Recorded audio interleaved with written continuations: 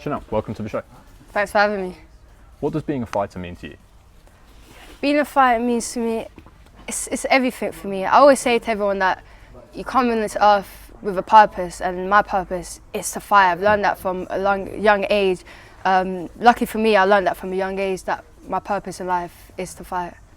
What age did you start? I started when I was about 8-9 years old. I started with Muay Thai first. My brothers used to do it, and I used to see them coming home with trophies and medals. I was like, oh, I want that as well. I used to do every sport when I was younger. I did ballet, I did gymnastics, I did run, athletics, swimming, everything, but nothing stuck until I found martial arts. Do you think that doing those other sports helped you when it came to martial arts? Definitely, because my dad brought me into martial arts. I've a lot of family members. I have 5 siblings, and we're like a whole sporty family. My dad's sporty as well. And the area I kind of grew up with, it's not the best area. So my dad and my parents put me into sport, to not kind of like a distraction, but to surround ourselves with positive role models of people that we want to be around. That's why they put us into sport. They put us into so many different sport, and I think that really helped me when I joined martial arts, especially like ballet as well, because like I can balance on my toes, I'm flexible, so it helps me with my kicks, helps me with discipline as well, because I've done sport before, and I can take traits that I've learned from those sports into martial arts. Yeah. Do you think there's a difference between people who didn't do any sports as a kid versus kids who were very sporty and athletic when it comes down to, like, especially like the elite level of competition? Yeah. I think it makes a massive difference. I still use traits from when I learned what I learned when I was 9 years old to this day. Everyone keeps saying, oh, you have that doggy, you have that drive, you have that discipline, blah, blah. And everyone's like, where do you get that from? I'm like, yeah, when I was 9 years old training. Because for me, back then, training was different. Like my old coach, Lloyd Heaven, shout out to him, he used to train us hard. He used to train us like we were adults. We used to like run a mile to like a track, run around the track 20 times, run a mile back, and then train for like 1-2 hours plus, like hard training. And I remember sometimes I'd go train and cry, and I didn't want to be there. When he would push me, and then I had to fight it. I had to fight him up for myself, and I had to realize at a young age, like if you want something, you have to work for it. It's not all sunshines and rainbows. It's like you have to work for it. And you have to push yourself. And I learnt my limits and how I am as a person at a young age. So when I am like this age now, a lot of people are trying to find that trait, trying to find that dog, trying to find like dig deep. But I got that when I was younger. Yeah, I think that definitely shows in some people. Like, so when I watch you fight, for example, very aggressive, very like the last fight you had, like you get rocked. Yeah, like I had to be aggressive. Like when I was younger, when I was 9, 10, 11, sparring when I was younger, I was most of the time the only girl in the class, and I had to spar the heavier guys. And then my coach was ruthless. He'd put me with the heavier guys and he'd be like, no, you have to spar them. And I remember I would be crying, just like, no, then I would do better. I had to push myself to do better. So I'm just thinking about that. Yeah, it's so going off of that, moving into that last fight that you had then, what was your overall experience like with fighting first time sort of under the UFC banner as such on the Contender Series? For me, it wasn't really a surprise, because obviously I've done the martial arts for ages now, so I know how good I am. I know I've sparred UFC fighters, I've trained with UFC fighters. I know that's my level, and I'm going to reach there eventually. So when they gave me the call, I'm going to be on Contender Series, I'm like, okay, nice, this is my time now. It was going to come eventually. It came a little bit sooner than I anticipated, because obviously I've only been a professional martial arts for like 3 years now, and then I'm gonna go Contender Series. But that just shows my level. So I was really nervous. I was kind of excited for it. I was just like, yeah, I'm gonna be contenders. I get to show the world what I can actually do, type of thing, instead of being nervous. I had a little bit of nerves. Obviously, nerves help you, but I was just so excited.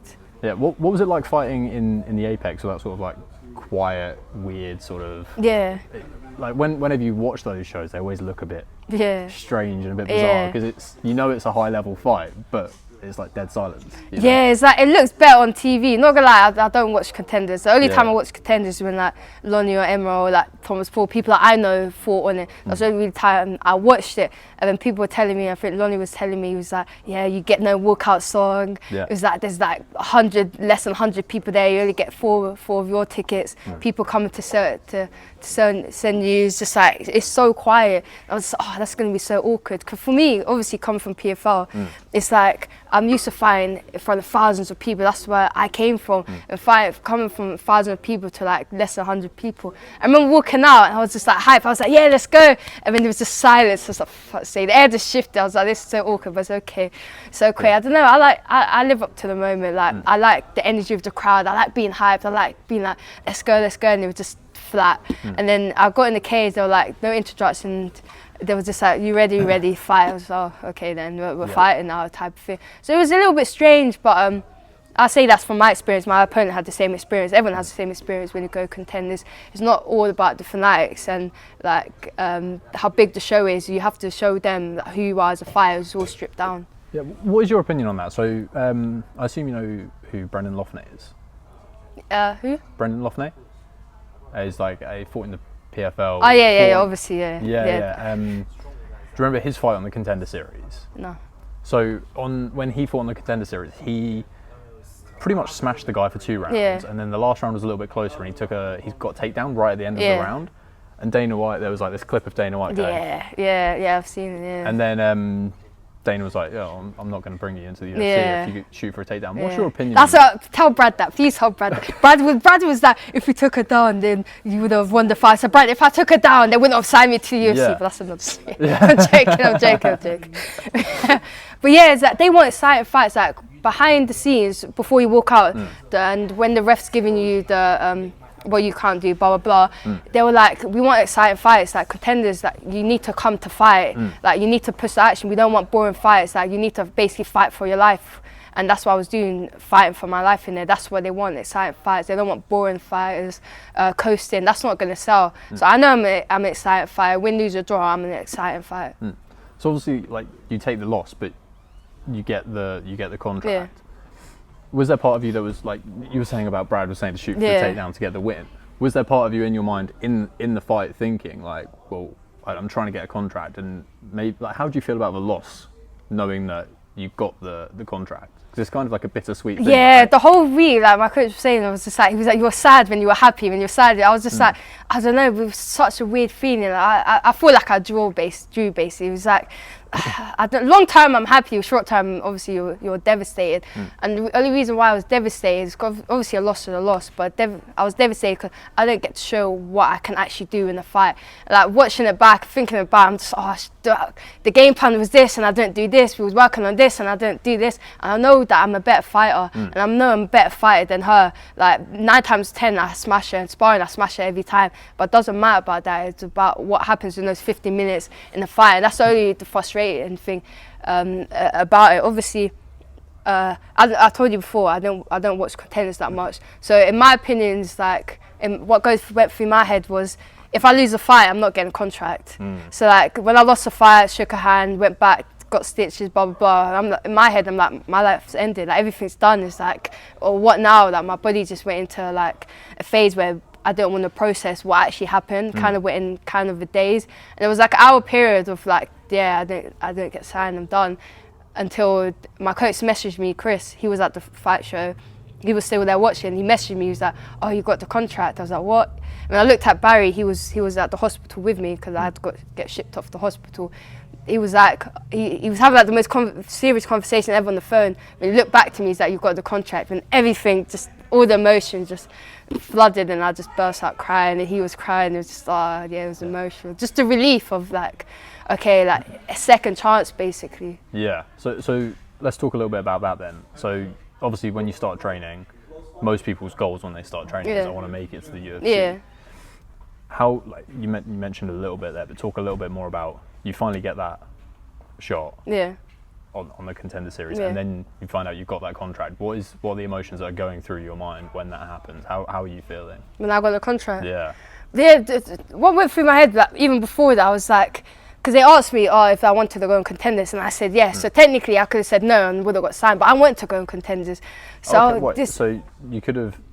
I probably could have got signed, like pushed just to get signed. But they asked if I wanted to go Contenders. I said, yeah, I want to do Contenders. So it was like down to me. This is my option. I wanted to do this, and I was like, fuck's sake, I basically blew it, and I wanted this type of thing. And obviously, everyone's goal is to go to UFC one day, and I know that I would make it to UFC, like knowing what level I am compared to everyone else and how young I am.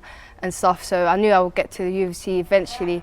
But obviously, like at that period of time when I didn't get that contract, I was so devastated. But when I did get the contract, it was like a relief. Like, okay, I get to work on my mistakes and come back even stronger. Yeah. We spoke a little bit before about the gym here. Yeah. I want to talk a little bit about your journey with training. You started out at another gym. Yeah. And then you moved to GB Top Team here. Yeah. What do you feel the difference is between a slightly smaller gym versus a gym like this? Yeah, I think GB Top Team is amazing. If you just look around, the facility is amazing, the team's amazing, the coach is amazing. Obviously, I started off at a different gym, Team Underground. And I think that was perfect for me because obviously it's a smaller gym, you get a lot more attention. And then the gym was kind of just starting out, the MMA team. It has really good Muay Thai, but it just started off the MMA. So when I joined up, that's when they started really pushing the MMA. So I kind of agree with them. They gave me a lot of attention. I learned the basics from them. I got so many fights. I remember 2019, I had like 20 fights. I was just banging out fights. So that it was good for me to be in that type of environment, that situation. They made me fall in love with MMA because, truth be told, I haven't told a lot of people, I actually hated MMA. Okay. I absolutely hated MMA. What aspect did you not like? I just didn't like everything. Obviously, I hated the grappling because I didn't understand the grappling. I'm just like, I don't want to go watch MMA fights and everyone's just grappling. But everyone's like, yeah, but they have great striking. I'm like, yeah, I'm not going to watch MMA striking when I can just watch Muay Thai or K1. Like, it doesn't make sense type of thing. But then obviously, I remember I was like 17, 18, I was in high school, I was in college, and like, okay, where do you want to go from here? Do you want to go uni? Do you want to get a job? Only thing I knew was that I don't want to work for the rest of my life. And then there was only two options then. I was doing Muay Thai at professional level. It was either go boxing or go to MMA, and I like kicking too much to do boxing. So I was like, okay, let me look at MMA routes. And I still didn't really like MMA. When I went to that Team Underground, and I just fell in love with the team and the coaches, the people around me. They was basically family. And then they put so much work and effort into me in my amateur career. But then I think it kind of got to a point where I kind of outgrew the gym. Like I said before, the MMA was a little bit growing. It was growing when I was there, and I kind of outgrew that. And I was doing stuff that I knew already. I remember in classes, no one wanted to spar me, and I was trying to chase around. I'm like, someone spar me, and I was like, nah. Or then I have to go with someone 90 kilos, and that's not realistic. And then they're trying to get me to teach the class. I'm just like, but I want to learn. I want to do this. I'm like, and then I remember once I met Barry. I went to one of his boxing classes. He was like, you should come to GB Top Team for sparring. So I came to GB Top Team for sparring once and I got smashed. And I was just like, wait, hold on, I thought I was good at MMA. And I remember Brad put me with Giovanni. And before I used to like low kick everyone, my other gym, to spam low kicks. I remember when I came here, every time I low kicked, Giovanni would just take me down. And then it was just like, hold on, okay, I need to change this then. And I went wrestling. Imagine I went to a wrestling class and I was like baffled, and Brad was like, oh, you don't even know how to do a double leg. I was like, yeah, but doing double legs for 3 years. Just like the level and the experience, GB Top Team is like second to none. Brad, he became third, fourth in the UFC. He beat Demetrius Johnson. Like whatever he says is been proven, it's been tested and at the highest level. Ash as well. Barry's been around, great boxer as well. So it's been trialed and tested that what they're telling you actually works, and that's what I need. And great sparring partners as well. People at high level that pushes me daily. I'm learning from them. They're learning from me. We keep growing in that aspect. What's it like being a woman in martial arts, coming to a big gym where there's loads of big guys, right? Yeah. What is that like, and what are those feelings for you? So in GB Top Team, I think we're kind of lucky. I think we definitely have like the best female team in the UK. Probably in Europe, to be fair, we have a lot of great females, different abilities as well, different sizes. So we have a great girls team. Obviously, most of the time you have to spar the guys because they outnumber us a lot and they help you. But I think if you go to a right team, a right gym, the guys ain't gonna come over and beat you up. They ain't gonna come over and like be light with you. They're gonna try help you. So they give me the best rounds ever. I go with Dwyer, I go with Lonnie, Delphi, and that. Obviously, in a real life situation, if it was an actual fight, they can absolutely like take my head off. But it's not. We have good rounds, like equal rounds. They're helping me. I get like one-ups on them and stuff. So if you're in the right gym and the right environment, I don't think it should be an issue. Yeah. It's I guess coming to a bigger gym where there's more people as well. It's a little bit easier in the sense of like there's more options. For people to go definitely. with, and a higher level of understanding of how to go with people as well, right?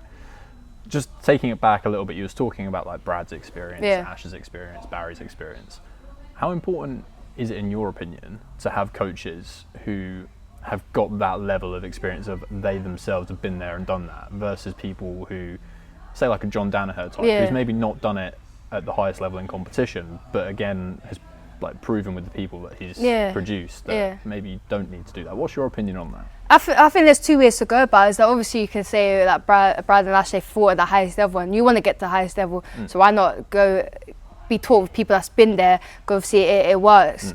In that sense, that you put their trust in them, like, okay, they've done at highest level, and I think you really need to trust your coach in that aspect. If you don't trust your coach, then when you're in a fight, you're not going to listen to them. Oh, they're just talking, blah, blah. But I think you can learn in the job as well. Yeah. Like, if you're willing to learn in fights, and you train a lot of people, ask their opinions and stuff like that, then obviously they keep learning and they can help you. And if it works, it works. If it doesn't, it doesn't.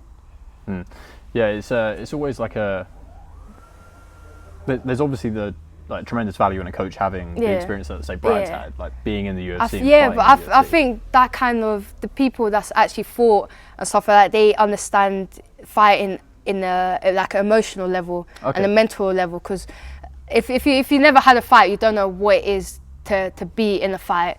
Like, if you haven't been in a fight and you watch, like the casual, for example, why didn't you do this? Why didn't you do that? Why didn't you do this? Like, especially my last fight, they're like, some people like, why didn't you kick? Why didn't you do that? I was like, brother, I was seeing 4 of her, like the whole time. Like, my head was gone. And they're like, yeah, but then couldn't you just like, brother, you don't understand. But they understand because they've been in that situation, type of thing. They understand being rocked in a fight and trying to get their senses and fighting with emotion and like where your head's going. Because it's obviously it's a physical sport, but it's such a mental sport.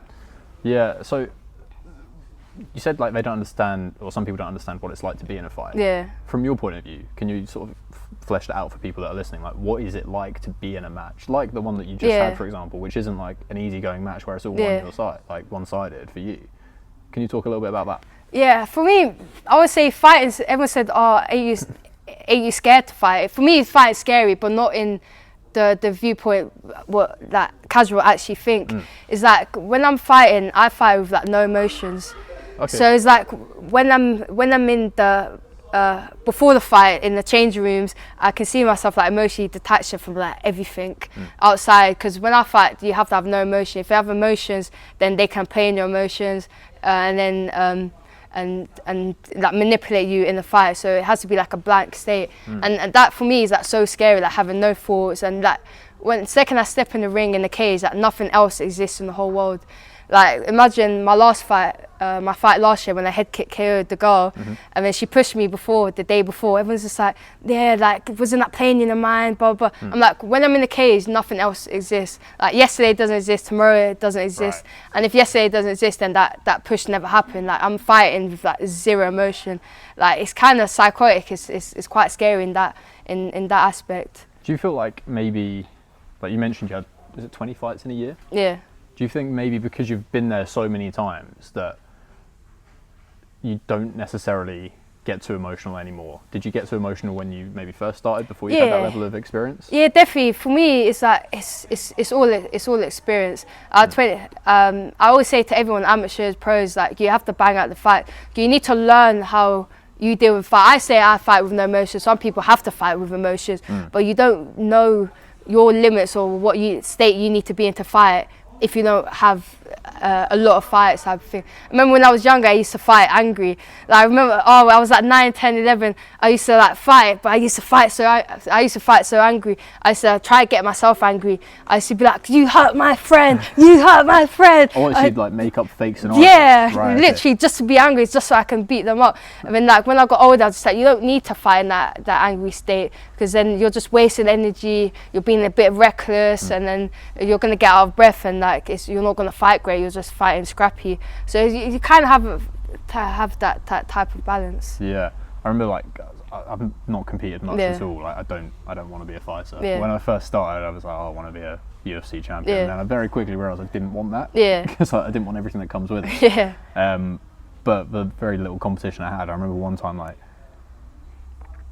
like you're talking about like the emotional side of it, it just completely took over, and Yeah. then like the guy headbutted me, and I got Yeah. way too like Yeah. annoyed about Yeah. it, and none of the things that I put into practice in training Yeah, it came out. Yeah. It was just like literally, you know. literally. So how say someone is like new to martial arts, maybe they haven't competed yet, or but they want to compete, or maybe they've had a couple of competitions. Yeah. What would your advice be to them to sort of eradicate that out of their game? How can they do that? Is it just an experience thing? Is it a training thing? I always say to any beginners or anyone that wants to get into martial arts or fighting or anything, it's just to like enjoy the process. A lot of people, obviously, you said you wanna fight because you want to be UFC champion. Other people want to fight because of this or that. Just go there because you enjoy it. Like I still enjoy fighting. Like obviously it's my career, but I still do it because I enjoy it, and I still think of it as a hobby because I want to do it. Like no one's forcing me to do it. I always say if I wake up tomorrow and I decide I hate the sport, I'm not gonna do sport anymore. Okay. I do it because I enjoy it. So just like enjoy the process and be calm and fight how you spar. Like I remember every time before a fight, I'm like it's just sparring with a little more intent. If I do what I do in sparring, I'm gonna win the fight. Obviously, you mentioned you're going off to Thailand. Yeah. What do you think the sort of benefits are of traveling around to different countries, different gyms, and getting that sort of experience as a fighter? Yeah, for me, I love traveling. Like one of the things that pushed me into martial arts is because I get to travel so many different places, get to meet so many different people and experience so much. Martial arts bring me around the world. That's why I really love it. But I've been Thailand a lot, training different gyms. Been Canada, America, training, France, training. So I really, obviously you have your home gym that you do most of your training in, but everyone kind of has the same style. Especially in GB Top Team, everyone's like punches and takedowns. Whereas if I go training in Thailand, I'm learning from different people and trainers from around the world, and it's like a hub. So I go Bang Tao a lot. So if I go Bang Tao, I'm training people from Australia, from Africa, from Asia, from America. People from all different around the world, different styles. You get to spar different styles, see different techniques. People feed across from each other, and everyone's just living that same like lifestyle, that fighter's lifestyle. Everyone's eating clean, training. It's just amazing facility. Yeah, I went to Bang Tao. One of the things that, like I say, that the benefits are that there's loads of different people there from different places. Yeah. Do you think maybe like a downside to that might be that it's a little bit more about like people are there for themselves, whereas say maybe you come here, you're part of the team, and everyone's got that more team attitude? Yeah, definitely. That's why everyone's like, oh, why don't you do a fight camp or training camp in Thailand? For me personally, I'll never do like a fight camp in Thailand. Like, I'll go there as like a traincation, basically. Go there for my main purpose and goal is to learn some stuff, spar some stuff. I don't even spar that much. I'm just there to learn different techniques from the coaches and from people that I can feed along. So it's like I only do that out of camp because when I'm here, I get a lot more focus and a lot more stuff I actually need to do. Yeah. So, like, obviously, I think one of the benefits as well of traveling around is that like there's different environments in terms of like the people that are in the gym. I also think like training in that different intensity. Like, when I went out there, my first session, I was dying after literally about 15 minutes. You know? So I think that definitely has a huge benefit as well. Like, do you think that a lot of fighters should be pushing themselves to go to different areas of the world for different climates and all that sort of stuff? Yeah, definitely, 100%. Like even like around the UK, I know a lot of people's like, no, you need to stay with this gym. For me, I come from Muay Thai. Muay Thai, everyone trains with everyone up and down the country. Like, everyone's friends with everyone. But when I go to MMA, everyone just hates each other. I'm like, why? I don't know why. But when I still have that Muay Thai mentality, I go up to Liverpool a lot to train in, go to like different places to train in, because I think that you can learn from anyone and everyone. Doesn't mean you need to adapt their style, but you can take 1-2 little things that they taught you that you like and put into your style as well. But I definitely think you should travel around the world, especially if you're amateur. Like invest in yourself and learn so many different stuff. So you mentioned you had like a lot of amateur fights. Do you think that like people? I see some people that are sort of like they have an amateur career, but they've had like 6 or 7 amateur fights, right? In MMA. Yeah, but that's all they've had. Yeah. So it's not even that they've had like 20 kickboxing matches outside of that. All they've had for fighting experience is 6 or 7 fights, and then they're like, oh, I'm going to turn pro. Yeah. In MMA, do you think that like it might seem pretty obvious, but like that must be a bad thing? Right? Yeah, I could never think about having 6 fights or 6 like experience on one thing and be like, oh, let me become professional. That's like, for me, that's like outrageous. Someone come from, I've had 150 plus Muay Thai fights. I've competed in jiu-jitsu. That's not fights, but I've competed in jiu-jitsu. Still competition, though. Yeah, and then I've had like 11 amateur fights, and people use the excuse, oh, I can't get matches, I can't this. I had 11 amateur fights because I used to fight anyone and anyone. Right. I fought IMF world champion in my 3rd fight. I've only done MMA less than a year. Wow. And I was just like, why not? It's this fight, it's amateur, I don't care. I ended up winning I got smashed the whole fight, and I ended up TKOing her 6 seconds left of the fight. Oh, wow. Cool. Thank you, Dacre. Yeah. So everyone uses that excuse, oh, I can't get fights. I'm like, it's amateur, just take any fights they give to you. Yeah. You don't need a training camp when you're amateur. You don't need a 6-8 week training camp. You don't need to cut weight. I used to fight at 52, 54, 55, 50, 57, even like 60 kilos just to get fights. It's a fight at the end of the day, rack up the experience. I would just get so much experience when you're amateur, like fighting wrestlers, jiu-jitsu fighters, good strikers, karate, taekwondo, so many different styles, because you want to be learning when you're amateur. You don't want to be learning when you're pro. A lot of these fighters, as you said, if they've only had 6 amateur fights and they go pro, and then they're still learning when you're pro. No, because the second you have a loss, that loss is going to be on your record for the rest of your life. You'd rather have that loss in the amateur. You don't want to be learning when you're pro. You want to find yourself when you're amateur. When I stopped being amateur, I found myself as a fighter. I'm like, okay, this is my style, this is what I want to do, and this is me. When I turn pro, it's just adding on layers into that. Yeah. Do you think that maybe it comes down again to like the experience of the gym they're in, maybe? Like if their coaches after 6 fights like, oh, you should go pro. Yeah. I get the feeling that probably wouldn't happen here, right? Nah, definitely not. Yeah. Especially here, it's like, you ask Brad if you're ready. If you're ready, you're ready. If you're not, then he's going to be like, no, you're not going to be pro. And then if you still want to go pro, he's just like, that's not on me then, that's on you. Right, okay. Yeah. So talk a little bit about like you said you're on a lot of Muay Thai. Do you think there's value in doing individual martial arts for MMA, or do you think it's best to go down the route of like just strictly doing MMA? For me, everyone's like, oh, don't you wish that you did jiu-jitsu like years ago? I'm like, no. Like I started jiu-jitsu about 6-ish years ago. I'm like, I'm happy I did, because I've done Muay Thai for about 14 years now, and at the time I'd done Muay Thai for about 8-9 years, and my Muay Thai was at a good level for me to be like, okay, let me put Muay Thai in my back pocket for a little bit and just focus on my grappling, because I know my Muay Thai is better than most of these amateurs now, so let me do Muay Thai once a week and then just bang out grappling, so make sure my grappling is going to be on par to my Muay Thai, to my striking. And now I'm at the point where I can do it 50-50 now, because it's basically on the same level. Whereas if you start MMA as a whole, it's like you do like one session of Muay Thai, one session of boxing, one session of wrestling. It's going to take you years for it to be a speciality. But the game's changing now. Like a lot of people, like MMA was for kids, wasn't around when I was a kid. Everyone started at wrestling or Muay Thai or Jiu-Jitsu, and then they started training MMA when they were like 17, 18 to get fights. But now you see little kids doing MMA. So I think the game's definitely changed. I think you kind of have to be well-rounded and start MMA at a younger age to be successful in this now. Yeah, I had I talk a lot of shit online sometimes. And one of the things I was talking about was like how MMA is like its own individual martial art now. Yeah. And I actually had, I spoke to Ash a little bit online. We're going to do a podcast at some point, hopefully. And he commented underneath one of my videos going, MMA isn't an individual martial art. Yeah. And then I sort of gave my point back, and I feel that take half guard. Right? It's the example I used with Ash. Like if you take half guard in jiu-jitsu, you can lay there. Yeah. Right? And you can almost be putting pressure on the person from half guard underneath in jiu-jitsu. But in MMA, like, you just can't do that. So it's I kind of agree with you in that sense. It's like, especially, I've done Muay Thai a lot. I still train Muay Thai, I still spar Muay Thai. For example, on the Tuesday rounds, we do 3 rounds boxing, 3 rounds kickboxing, 5 rounds MMA.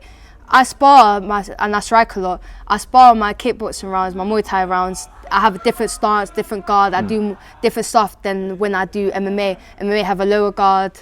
I move my hands a lot. You have to change it, so you can't just be like, okay, just MMA is Muay Thai, wrestling, jiu-jitsu, and boxing. It's not. You have to change so many stuff and adapt it. It's like even like the wrestling itself, like it comes from your striking stance. So as in straight wrestling, you're going to be in a much lower stance. It's a completely different thing.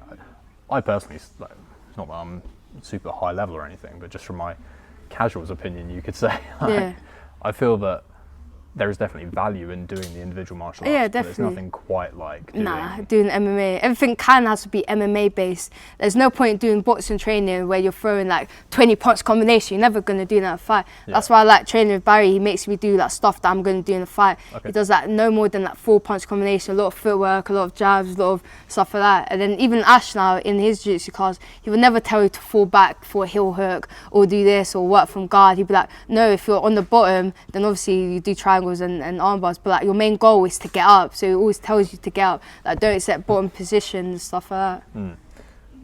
What's a lesson that fighting has taught you about yourself? Fighting has taught me a lot about myself. It's taught me how to motivate myself. It's taught me my limits, like what my fake limit is and what my actual limit is, because there is two.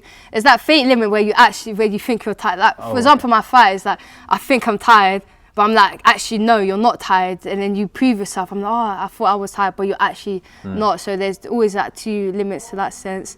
It's taught me so much. It's taught me discipline, like waking up in the morning, how to wake myself up in the morning. It's taught me how to diet, how to cook, what supplements to make, how to look after my body. It's taught me so much in life. There was I did a podcast at the start of the week with a S&C coach for a few Cage Warriors guys, and he had this quote that on his Instagram that I spoke to him about, which was, the work that gets you seen is the work that people don't see. I think that's the exact quote. Yeah. Can you talk a little bit about like the work that fighters have to do behind the scenes that people don't see? Yeah. Everyone thinks that being a fighter is amazing because you only see them for 15 minutes. You don't see them for the 15 weeks before a fight. The dieting, like you have to eat I have to eat 1,600 calories a day. That's strict diet, certain amount of carbs, certain amount of protein, certain amount of fiber and everything, certain amount of fats. That's like sacrificing meals with family, meals going out. Sometimes you get invited to parties, invited to stuff, you can't go because you have to be in the gym, you have to be training. It's so hard, that late early mornings, late nights, like you're so dedicated for this fight. I remember sometimes I'll be in the gym with Barry. It'll just be me and Barry in an empty gym at like 6 p.m. just training. I'm like, and he said to me once, he was like, yeah, in a few weeks you're going to be fighting in front of thousands of people, and it's literally just me and you here just training. It's like, it can be lonely fighting, man. It can be lonely, especially that's why you have to surround yourself with great people, but nobody sees the work rate. Like for example, like my siblings and my parents, they just see me go out, have fun, come back home. I'm like, no, I go out, I flipping push myself to the limit, like I'm like half dead, and then everyone expects you to be happy and healthy, and then do it all over again. Has there been like a time where maybe you haven't put that work in behind the scenes for any of you, maybe like amateur fighters or whatever, and then you've seen the downside of doing that, like not quite putting that work in? I think a lot when I was amateur. When I was pro, when I turned pro, especially at this gym, it's very professional. So I put a lot of professionalism in my training camps outside. But when I was amateur, I used to just smash everyone. So I'm just like, the weeks before I used to go out drinking, I used to go out partying. Really? And then the week after, I'll just go. I'm just gonna smash them anyways. But I'll smash them, type of thing. And then it gets to a point where it's just like, oh, like I'll just suspect. I remember one fight. This was ages ago. I was like 16, 17. It's a Muay Thai fight. I remember I fought this one girl, I smashed her. And then I went to another tournament two weeks later, and I was fighting the same girl. I was like, oh, I smashed her already. And I just didn't care. And then she ended up winning the fight. And I was so confused. I was like, what? And then that was down to me because I didn't prepare enough for that. Right, okay. And yeah, it's one of them things, isn't it, where like I feel like there's some lessons where you can only almost learn it through fucking up yourself. Like people can tell you, oh, you probably shouldn't be doing that. Yeah, and you're just like, why not? And then it works anyways until it doesn't. Then you're, oh shit, actually it doesn't work. Yeah. Okay, a couple more questions then. So, what can people expect from your UFC debut?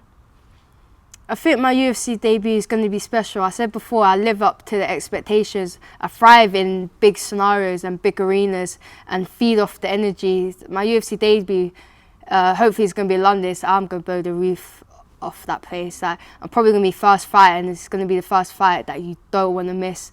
Oh, I'm so excited for it, man. I'm so excited. Yeah. This is me. This is what I want. Yeah, it's what you've been working for. This is what I've been working for that moment. Oh, it's gonna be legendary. Yeah. Okay, and lastly then, how would you like to be remembered? I want to be remembered as obviously one of the best, not even female fighters, one of the best fighters that's ever done it. Great striking, great wrestling, great jiu-jitsu, just one of the best MMA fighters and one of the pioneers for female MMA fighters in the UK. Awesome, great. Thank you for coming on the show. Thank you. Cheers.